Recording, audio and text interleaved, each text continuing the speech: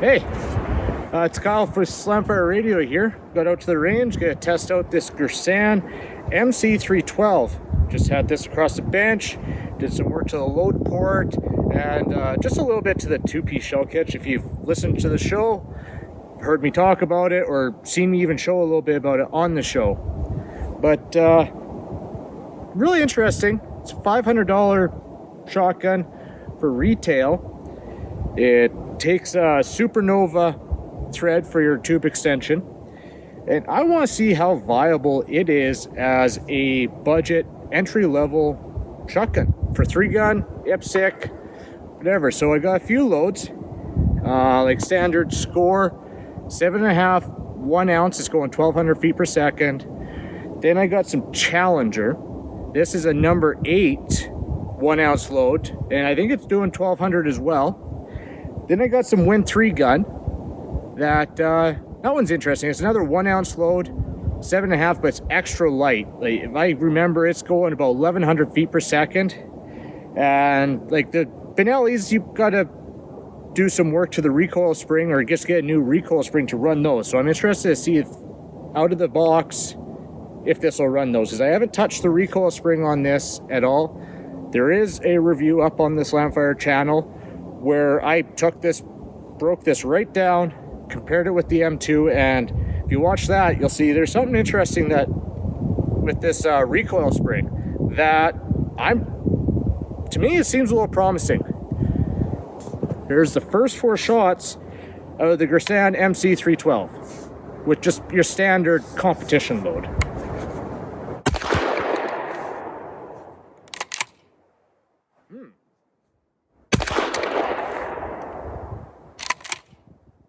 Okay, got off to a good start here, guys.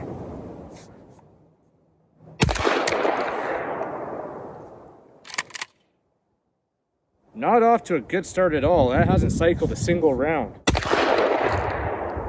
But it is locking back, so... I don't know. Remember, this is a 7.5 1 ounce load going 1200 feet per second.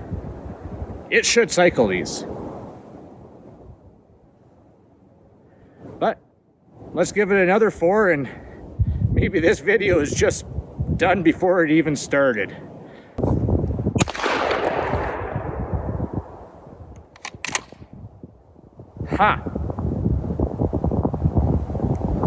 Not looking promising. Try lightening up in my shoulder a little bit. Okay. Very interesting. So what happened there, and this is a standard thing with semi-autos, especially inertia-driven semi-autos. If you take an inertia-driven semi-auto, put it up against a brick wall, and shoot, it won't cycle. So for the first bunch of rounds, I shot it like I normally do. I come hard into my shoulder and I shoot. It's a little hard. It's almost acting like it was up against a brick wall. So, yeah, that is, that's interesting. Let's go to the number 8 Challengers. See if we can lighten up that pressure in the buttstock, and see if we can't get some rounds down. Nope.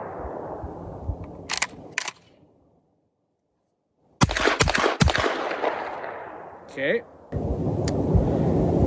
It's baffling me that you can't hold it like a shotgun. There are some shotguns out there, and some people that, like the M3K, that one's susceptible. This one seems like it's way more susceptible to that than the M3K, because I have to really try to get it to cycle. This is incredible. So I'm barely in my okay, and failed to extract. So here we have the Win 3-gun. I don't really see them on the market, but I used to use these as my hoser ammo. Right, so if we had just a bunch of clays, I would pick these up and just hose the clays. If I had steel to knock down, I'd go to a heavier load. I got since gotten out of that, and I'll run like this one of these 1 ounce 1200 feet per second loads as just an all around. Start playing with the chokes if it's a heavier plate or something. But yeah, let's see what it does with the light stuff. This first go, I'm gonna go in my shoulder, not as hard as I normally would, but that last round, like it was touching my shirt. That's it. Until the recoil where it came into my shoulder, which I don't want to shoot like that. I like getting into the pocket and holding it. And anyone who shoots action shooting should be like that too. That's how you got your control. If you have to worry about pulling that out and basically having it hover there, sorry, it's not going to be good. But we'll try out these Win 3 guns and we'll see how that does. And yeah, so first 4 in the pocket.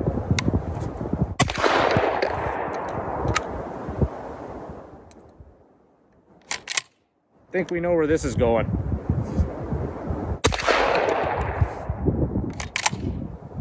So that actually ejected, but it didn't pick up the other round. So now I'm off, and it could be just that these are the light loads. Like I was saying, the Benelli, you had to replace that recoil spring in order to run these. It could be that.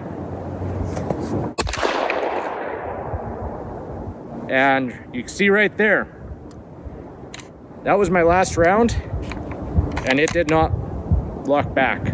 Okay, so I just wanted to make a couple quick notes before going further into this video, but I did end up shooting those other 4 Win 3 guns, and it was the exact same as the first 4. I didn't expect it to cycle them, but I wanted to try it anyways. But I did end up finding some 1 1/8 ounce loads later on that day that I tried through there, and they ran flawlessly. It ran the 1 1/8 ounce just perfectly fine, so those are still viable, and a lot of people do use that for 3 gun. But I did end up making it out to the range with some buckshot, so let's cut to that footage of doing a little bit of a break-in. Okay, so back out on the range on this beautiful February day. It's supposed to be the nicest day of the weekend, so I figured I needed to get out here and get this tested. So this is the Girsan. I got 20 rounds of buckshot. I'm gonna run through it, and then I'm gonna load in some 1 ounce and see if that did anything. And we'll just cut to the chase and see how it goes.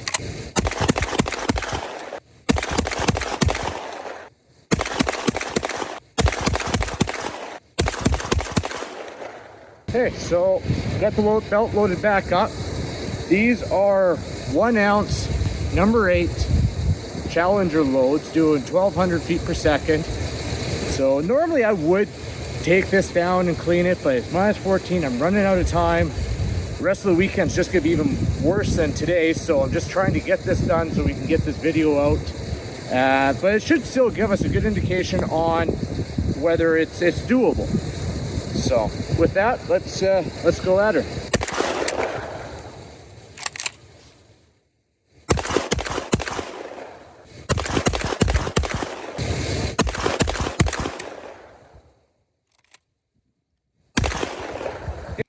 Well, it's hard to tell from the video, but I think the buckshot actually did help a little bit, and I think a little bit more break-in, and maybe even a stronger, a heavier load would help that Girsan break in a little easier.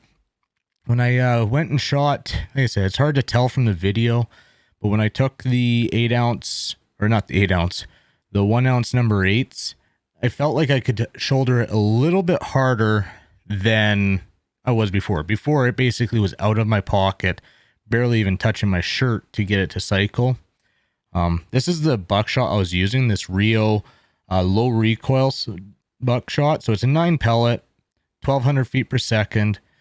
So if you actually went with a full power buckshot, that would help. And I mean, should clean it in between and maybe even run like 50 rounds of buckshot, because I felt like it did do something.